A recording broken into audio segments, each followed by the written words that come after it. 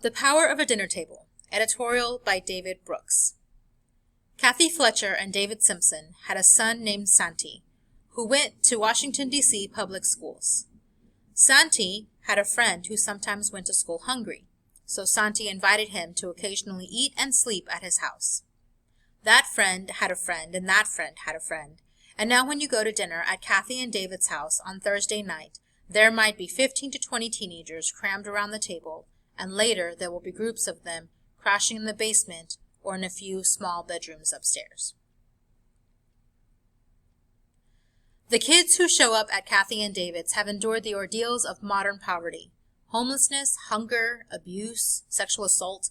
Almost all have seen death firsthand, to a sibling, friend, or parent. It's anomalous for them to have a bed at home. One 20-year-old woman came to dinner last week and said this was the first time she'd been around a family table since she was 11. And yet by some miracle, hostile soil had produced charismatic flowers. Thursday dinner is the big social occasion of the week. Kids come from around the city. Spicy chicken and black rice are served. Cell phones are banned. Be in the now, Kathy says. The kids call Kathy and David Mama and Dad, are unfailingly polite, clear the dishes, turn toward one another's love like plants toward the sun, and burst with big glowing personalities. Birthdays and graduations are celebrated. Songs are performed. I started going to dinner there about 2 years ago, hungry for something beyond food.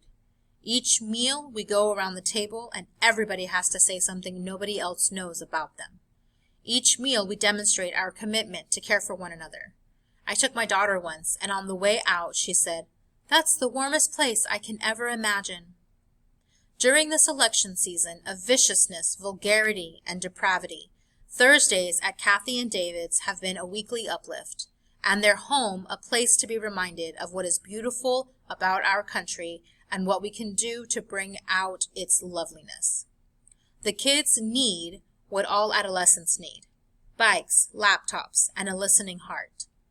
"Thank you for seeing the light in me," one young woman told Kathy after a cry on the couch. David and Kathy have set up a charitable organization called A-OK for All Our Kids to help each of the kids come into his or her own fullness.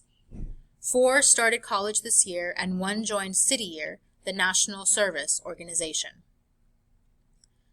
Poverty up close is so much more intricate and unpredictable than the picture of poverty you get from the grand national debates. The kids can project total self-confidence 1 minute and then slide into utter lostness the next. The college application process often seems like a shapeless fog to them. Nobody's taught them the concrete steps to move along the way. One young woman lied on her financial aid forms because she didn't want to admit that her father was dead, her mother was on drugs. How messed up her home life actually was. There's no margin for error for these kids, and she would have lost her college dreams if not for a squad of adults ready to mobilize around her. The adults in this community give the kids the chance to present their gifts. At my first dinner, Ed read a poem from his cracked flip phone that I first thought was from Langston Hughes, but it turned out to be his own. Kasari has a voice that somehow emerged from New Orleans jazz from the 1920s. Madeline and Thala practice friendship as if they were the highest art form. Jamal loses self-consciousness when he talks of engine repair. They give us a gift, complete intolerance of social distance. When I first met Ed, I held out my hand to shake his. He looked at it and said, "We hug here," and we've been hugging and hanging off each other since. Bill Milliken, a veteran youth activist, is often asked which programs turn around kids' lives. "I still haven't seen one program change one kid's life," he says. "What changes people is relationships, somebody willing to walk through the shadow of the valley of adolescence with them. Souls are not saved in bundles. Love is the necessary force." The problems facing this country are deeper than the labor participatory rate and ISIS. It's a crisis of solidarity, a crisis of segmentation, spiritual degradation, and intimacy.